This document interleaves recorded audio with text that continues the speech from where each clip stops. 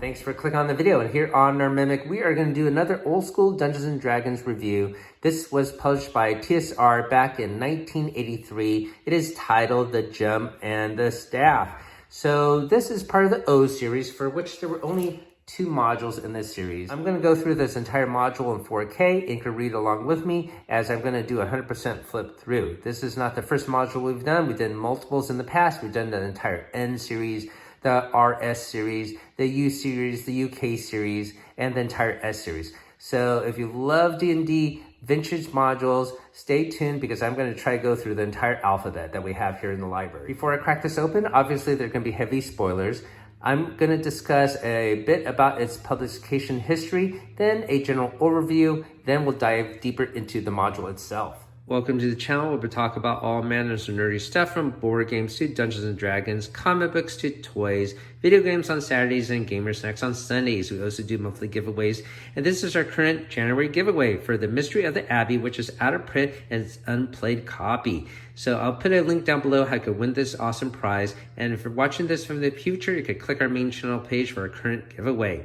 And if you do enjoy the video you're about to watch, hopefully consider hitting that like and subscribe. It's free to you and it helps us out on the channel. Thanks for watching. This module is authored by John and Lori van de Graaff, and it's the only module that I know that they made. Now, the original version of this story came out in a separate adventure called The Quest of Frazzlewood, which was released in 1978 as a competition module. So this is the background of it. It's meant to be played by multiple people and get points to see who did the best.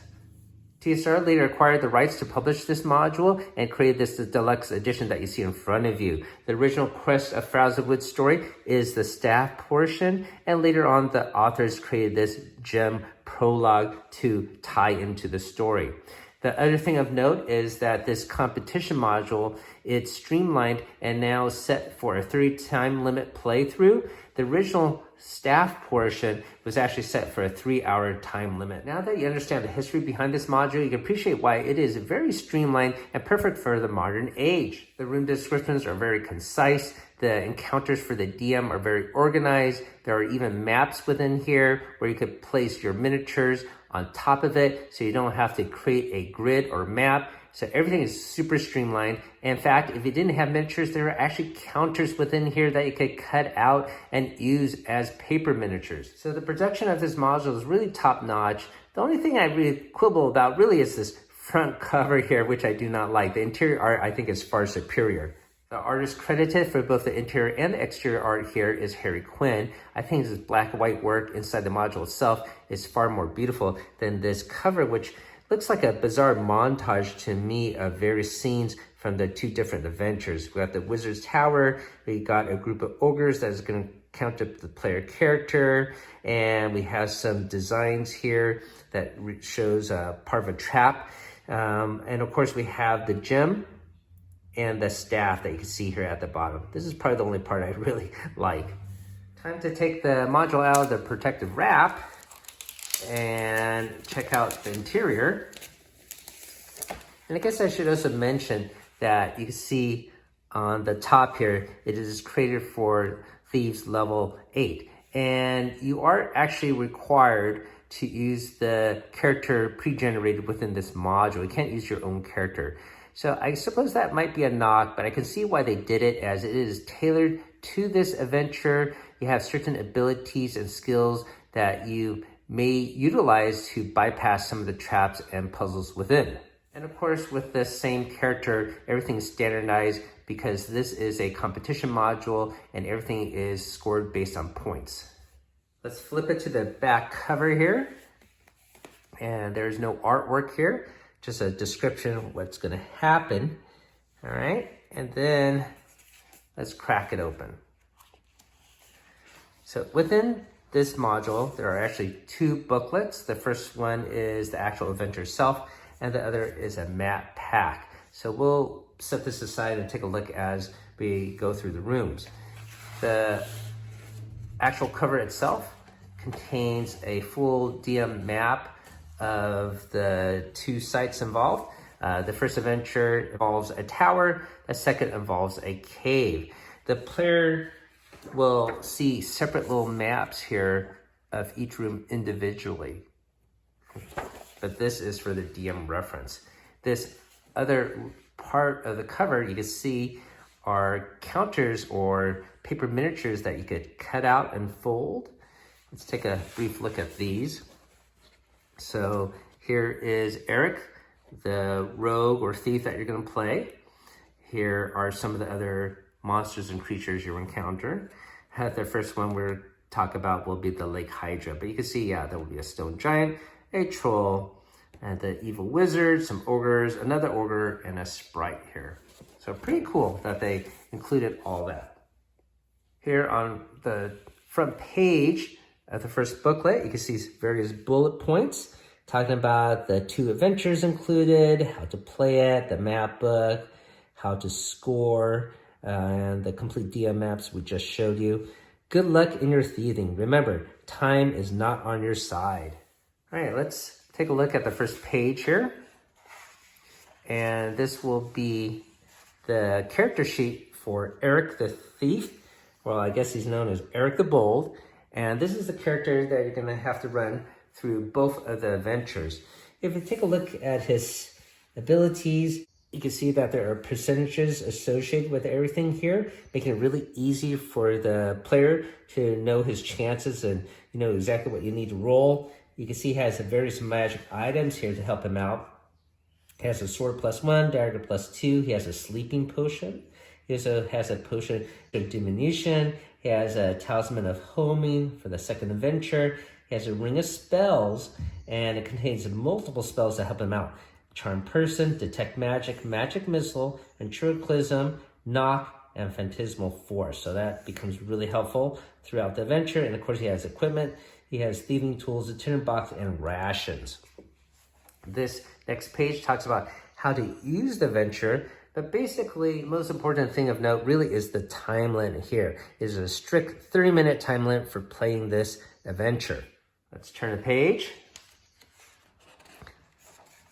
And this will be the setup for their first adventure. Of the 2 adventures, I think the first part, the gem, is more intriguing as the environment's a little bit more varied than the second one. So essentially, the player character is going to control this thief, and he gets visited by an NPC known as Cordate of the Guild of Agents. And essentially, he's going to blackmail Eric the Bold into stealing a gem from an archmage and wants to switch the gem with a fake gem that the agent has provided. This agent also provides Eric the Bold with a scroll that once he touches it, it will transport him and leave that tower. However, he has to have the gem in hand to activate the scroll. Nowhere in this set does it say that it takes 30 minutes. The second story, the staff, there's actually in the setup discussing the reason for 30 minutes, but there's actually not one here. So I think that's actually the biggest flaw of this entire module is this lack of story component. So I would highly recommend if you do play this, somehow add a mechanic of 30 minutes. What I would do is I would say this player character is magically transported to the tower, and in his possession will be that scroll, but once he's there, it has enough magical energy only to have the ability to transport him away in 30 minutes. And you might notice that it says here that you have to have the gem in possession. If Eric tries to touch this scroll to transport away without the gem, it actually will not work. So he will be trapped in the tower, which actually leads to the second adventure. I sort of like that the second adventure has this talisman of homing that they use instead of the scroll, which actually might be a better magical relic to use, and that the wizard tower he's going to invade is so powerful that he needs this talisman to be imbued with enough energy to transport him away, but like I said, it will run out of energy in a half an hour. Let's move on. The first location is outside of the wizard's tower. It is depicted on the map here and looks very cool. It has this drawbridge here. You might notice there is a mule here and a moat.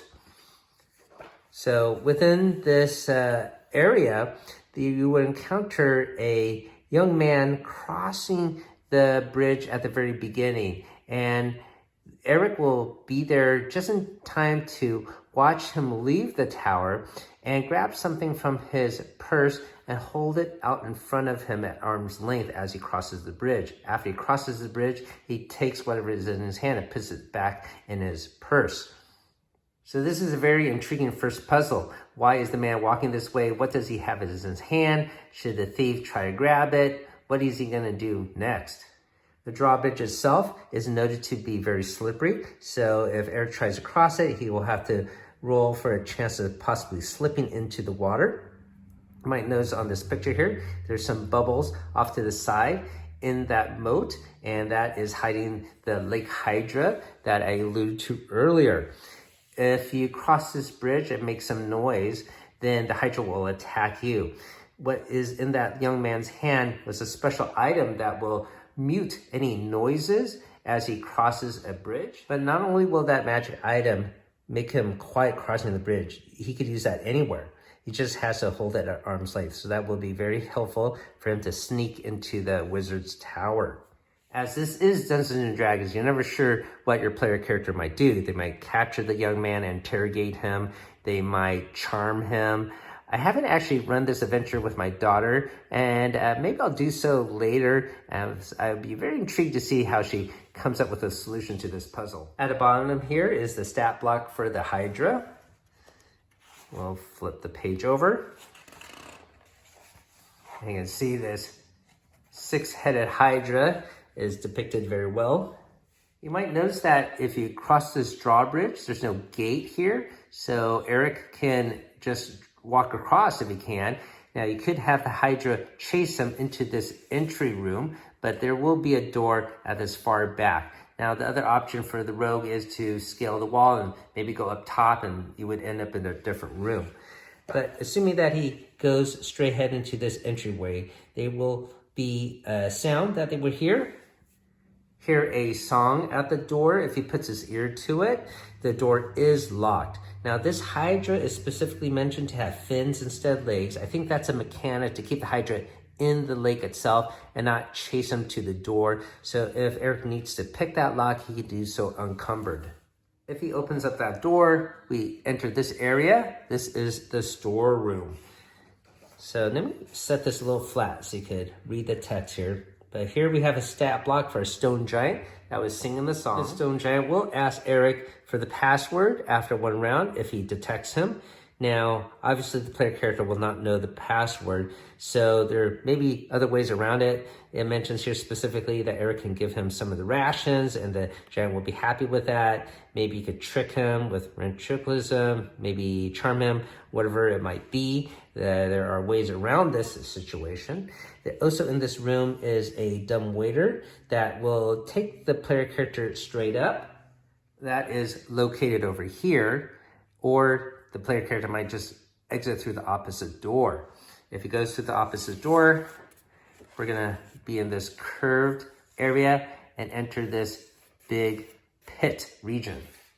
So here is a description of the curved stairway going up, and then this bridge area. So here it's basically a 20-foot deep pit. As the player character enters this region, the door behind will be blocked by this wall that will just drop down. And as that does so, this bridge will start to retract into this wall. So it will get further and further away from this opening. So that is the trap that our player character has activated. This encounter details the percentage chance of jumping across.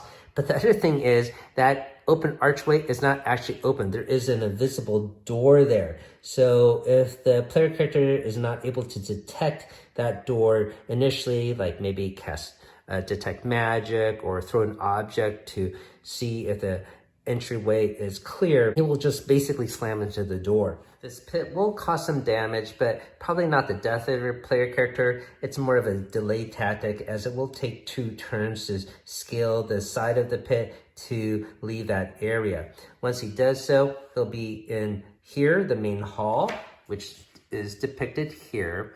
So not only can you get into this room from that bridge area, but also through the dumbwaiter. The dumbwaiter exit is not depicted here. I have to assume it's somewhere on the side here as you're trying to go this direction, and there are 3 doors to pick, to choose to go through and advance the story. But you will also note that there is a statue set off to the side here. When the player character enters this room, they will be greeted by a voice seemingly to be coming from the figurine. Greetings, guest. If you seek a way or inquire about your fate, I may be of help. It's not really coming from the statue directly. There is an invisible stalker in the room, and he, of course, is serving the Archmage. It states specifically here that the invisible stalker will place himself behind the figurine to give the illusion that the figurine is talking, so if the players move in the room, he will sort of angle himself to be opposite to them to create and continue that illusion. He has apparently been cursed by the sprites that you will encounter later, and he cannot speak very clearly at times. The player character can ask the stalker some questions, and he will answer indirectly. When he is asked what's behind door number 1 or 2 or 3, he will give some answers in a lisp. I think I would prefer a riddle rather than this distorted speech, but you can see here for door number 1, hidden way, so hidden way basically. I'm not a big fan of that. I guess it's all dependent on your voice acting ability. Regardless, the invisible stalker will only follow Eric if he goes through door number 1, which is the hidden way. This setup is talking about room 7, which is door number 3 first, and that's the art gallery. So basically, it's going to be this square room, and it's actually going to be 4 of them arranged all together, and it's sort of like a mini maze, as you can see here. So here is that hallway with the 3 doors, and this is door number 3, door number 2, and door number 1, with the hidden passageway, the secret door right there. This cluster of 4 rooms basically is a short maze. You are compelled and forced to go through the doors. They're one way only, and the other doors that you see in the room are false. So it's just like an art gallery. I guess it's or even IKEA, you're sort of trapped and forced to go through a certain way. So that's the only way to leave the room, and it'll just suck up time. Door number 2 leads to a bedroom of a sleeping troll who is essentially the bodyguard of the wizard. You can see his room is depicted here, and he is sleeping. And there's also a table with a cloth on top of it. Let's turn the page here. And we get some artwork showing the troll waking up if Eric removes the cloth. So there is essentially a bright light there emanating from a gem. Remember, this is a tournament module, so that is a gem that they could steal and rack up points. Also, around the troll is a medallion that gives the ability of the wearer to see invisible objects and creatures, and that's another thing that they could potentially steal. Behind door number 1 is the parlor, and that is depicted here. Of note is a table with a very large diamond worth 1,000 gold pieces.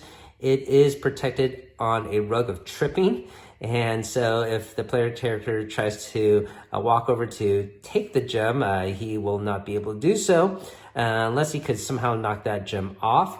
The other thing of note is this cabinet, which contains various robes for the Archmage, but in the back is a secret door, as you saw on the earlier map. If they go through that secret door, it will go up a ramp of stairs and end up in a conservatory, which has basically a large tree there and various greenery. And in this tree are various sprites. States here that the sprites will take 1 turn to decide what kind of magic trick to play on Eric. If Eric uses 1 turn to cross the room and exit, he won't be affected by the curse prepared by the sprites. But otherwise, they are going to chant this one song: "Nosy one beneath our tree, grow to match curiosities." Should he fail a saving throw, his nose will begin to grow to a length of 10 inches. Now, if he stays there even longer, they have a different curse for him. Quiet one who does not talk. Let music tinkle when you walk. So every time he walks now, there will be like a bell sounding noise coming from his feet. So that's going to be hard for him to walk around quietly and raid this tower. Besides the central tree, there's all the other plants around there.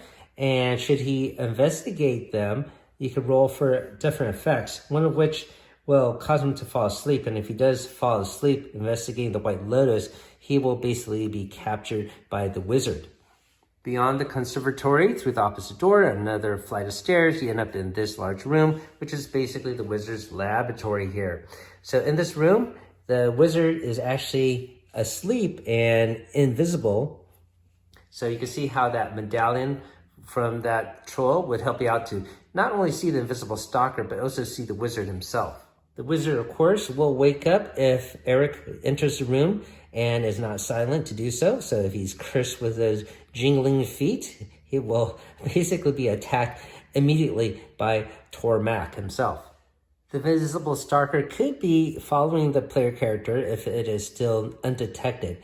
But it states here specifically that the invisible stalker, if present, wakes the wizard the instant Eric moves toward the door to leave the room. So if you're in the room, he actually won't interfere. So also in this laboratory is your goal, the gem. This gem is in a small alcove with a glass cover, and it is trapped. So if you fail to detect the trap, then needles will come out, and if you fail the signature throw versus poison, you will fall asleep and then wake up in his dungeon. Your goal, of course, is to get the gem, so if you're able to get it, touch a scroll, you'll instantly transport it away and basically successfully complete this adventure. As I mentioned, you need the gem to activate the scroll. In fact, it states here specifically, you gotta touch the gem with the scroll to trigger its magical effect. All right, so let's flip the page here, and I'm gonna skip Adventure 2 for a second. I just wanna show you the back part here for the scoring of adventure number 1. You can see you get various points for accomplishing different goals, such as picking the young man's pocket in the beginning, for detecting the visible stalker, for stealing the diamond in the parlor, etc.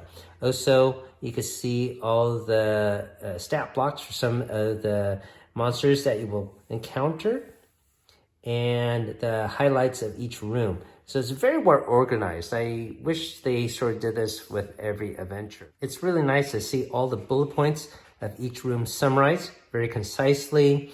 And doing this point system for the tournament, you can sort of think of it like achievements. So it might lend some replayability, see how you can score in the future, even if you know what might happen. We're gonna move on to adventure number 2 here. This is the Staff for Frazzlewood. And basically the setup is you're going to play Eric the Bold yet again using the same stats on the character's sheet. There are 2 different plot hooks to tie in this adventure. The first of which is to have Tormaq confront you and hire you. The second is you are captured by Tormaq in that first adventure, and he will spare your life if you do what he says. It is highly unlikely that player character has killed or incapacitated Tormaq in the first adventure, as he is listed as a level 14 wizard with a whole barrage of spells at his disposal. I should show you that more in depth here. All right, so usually when he attacks, he'll cast a hold spell first and just immobilize you. There are other things he may do as far as his strategy is concerned.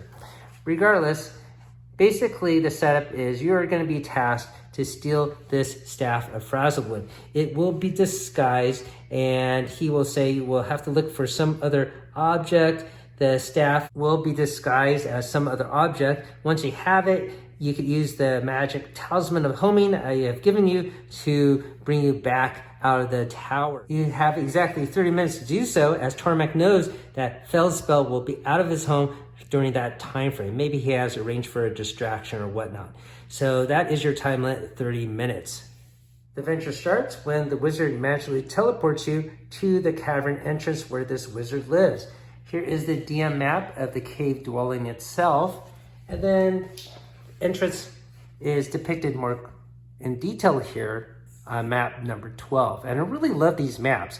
They are approximately 1-inch grids, and you can see that they have details as you saw in the other previous maps, and you can just place miniatures on here directly. When Eric starts off, he will be behind one of the boulders here, and there will be an ogre in this room.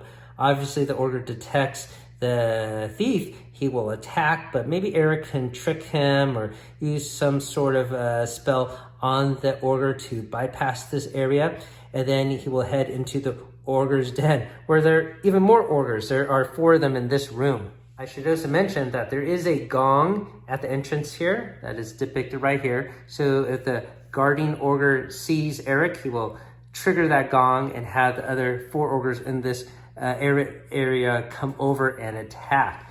So it's going to be a little tricky. Maybe a player can use his potion of diminution, shrink, and bypass it. Maybe you could charm this ogre and trick the other ogres. The door is wide open. However, of course, a direct attack probably would not be very successful. Now, once he passes that cave entrance, he will enter the antechamber, and that's map number 14 here, and is depicted as such. Let's turn the page. And you can see some more awesome artwork. There is a magic mouth spell that has been cast on the carving of a skull on the door. And those are the skulls there. And that's actually featured on the montage cover piece right in front here. So the skull will say, if you seek audience with the mighty fail spell, leave your weapons here and let the arrow lead you right. You can see that there are other weapons already hanging here. So the player character might choose to do the same or not. And actually, if he doesn't, there's really no penalty for that. But of course, the player character doesn't know that. So he might be compelled to leave his dagger +2 and sword hanging on the wall. None of the weapons on the wall itself are special in any regards. Once he passes that door with the skulls, he'll enter this hallway, and it's depicted here, map 15. You can see that there is a ornate door at the very end. There is some markings on the flooring. More specifically, you see there is an arrow right here. And that is a clue to what to do based on the last part of the sentence here. Let the arrow lead you right. So basically, you want to turn right at the arrow. If you go straight ahead, there is going to be a pit or trap. In a way, you can sort of see that there's a clue of it as there's these little ... lines. So a very observant player might know that there's something suspicious going on here at the very end of the hallway. This is more clearly depicted on the Dungeon Master map here. You can see there is a pit right here and a secret entrance going that way. This is not exactly a secret door, it's more of an illusionary wall. You just have to walk through that side. If Eric does fall through the flooring and enter the pit, he will sustain some damage, not enough to kill him, but he will have to waste some time to climb out of this pit. The next portion of this dungeon is called the Black Door, and that is a corridor here. So once he passes through this illusionary wall, I guess I should arrange it this way. You're gonna go through that illusionary wall on the right side, go down this long hallway, and there will be a black door at the very end of it. The player character will hear a voice speaking, state your name so I may announce your entrance to all within the outer sanctum of Fellspell. I will let no one enter without announcement his name. So this is actually not a magic mouth spell. It's actually a thief that has been polymorphed into a black pudding. So that is an interesting different setup for this encounter. And whatever name Eric gives, the black pudding will say it out loud. However, if he says no one, as it is sort of alluded to here, the pudding will remain silent, so he could enter secretly. So that's one way to bypass it. I think it's a pretty cool little riddle.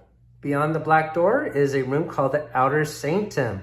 So in this room, you see a young man, and it's supposed to be the apprentice for the wizard, but not really. It's actually an illusion itself. This announcement might give the player character some pause and believe this young man might come and attack him, but he's actually going to be depicted painting the far wall, and he's going to go row by row, and once he reaches the 7th row, the room will flash in a bright light. So this is essentially a trap. Going back to the Dungeon Master's map, this is the Sanctum, and on our far wall is where the illusion is going to be and blind you. It's basically hiding a secret door to the inner sanctum. There are 2 doors on the flank. You can see one is actually a fake door, and the other will lead to some side rooms, number 7 and 8. The blindness won't last forever. It's just supposed to last 1 to 4 turns, but that will suck up time. Let's flip the page here. So one of the side doors goes to a corridor here. And if you listen very closely, you can hear some people talking in room number 8, where the actual apprentice is. The apprentice will attack the thief immediately if detected. However, he is pretty weak, and your thief should be able to overpower him or outwit him. If captured, the apprentice does not know where the staff of Frazzlewood is, but guess it must be in his quarters at the Master Wizard, and he will actually tell the thief how to get into the quarters through that secret door behind that illusionary wall. The only thing the player character really has to do is touch that illusion of the person drawing on the wall and the ruins. There's nothing special needed. You could just touch it and the illusion will disappear. Once you're past that secret door, you're in Fellspell's inner sanctum, and it is depicted as such. Now, if you take a look at this map, can you guess where the staff is hidden? I guess your eyes might be drawn to some rods here, maybe there's a broom, but yeah, the rod is hidden here. It's depicted as a sword. And all you have to do is touch it and the illusion will break, and you will realize that is the staff you are seeking. Eric the Bold does have access to various spells, including Detect Magic. And if you cast that spell in this room, multiple things are actually going to light up, including the broom and a mirror. And you actually can command the mirror, mirror, mirror on the wall, tell me, and it will answer 1 question a day. There's also an invisible stalker in the room here, guarding the magic books. And he's been instructed to attack anyone that touches the book. And basically, he's a little bit of a rebel. And if the thief does touch one of the book, the stalker will just hit Eric once. Okay. There are multiple other magic items in the room, such as a shield, which the thief cannot use. The tapestry and the painting are normal. The staves in the elephant's foot will radiate magic, but are only mildly enchanted and of no use to Eric, and is not fitting this description of the staff of Frazzlewood, which once again is that sword that you saw hanging over the bed. The player character, of course, has just 30 minutes to go through this whole thing and figure out which one is the staff, and then touch the talisman to get the hell out of there, because if he fails to do so, Fellspell will teleport back into the inner sanctum, and of course, if he finds the thief there, will attack him and most likely incapacitate Eric, as he is also a level 14 wizard, having access to multiple spells, including Cloud Kill. So that is basically adventure number 2. Let me flip to the back here, which shows how to score your player that you guys. Once again, I think this is very well organized. This is not something you see in most of the competition modules. So you have a list of the maps to reference, the name of the rooms, little cliff notes of what happens in each one, and the stat blocks of any monsters involved, and a very clear point list on how to score. Comparing this to the original Quest of Frazzlewood, that quest just involved adventure number 2. As I mentioned, quest number 1 is original and unique to this module itself. The original text of quest, I read some of the pages that I've seen, and it was more gothic and more wordy. It's a little bit more sanctified in this version. There's less skeletons around and less horrific scenes. So this is a little bit more cleaned up, but also polished and streamlined. Between the 2 adventures, I do prefer adventure number 1, but it's up to your personal preference, of course. So that has been our presentation for the gem and the staff. This is D&D Adventure Module 01. And I do appreciate you guys taking the time to watch this and go over it with me. I'm going to grab my daughter and have her go through adventure number 1 and number 2. Obviously, I'm going to be the dungeon master. She will be the thief. I'm not sure I'm going to tie it to this video specifically, as this one might be a little bit too lengthy given it's filmed in 4K. Regardless, thanks for watching and keep on adventuring out there.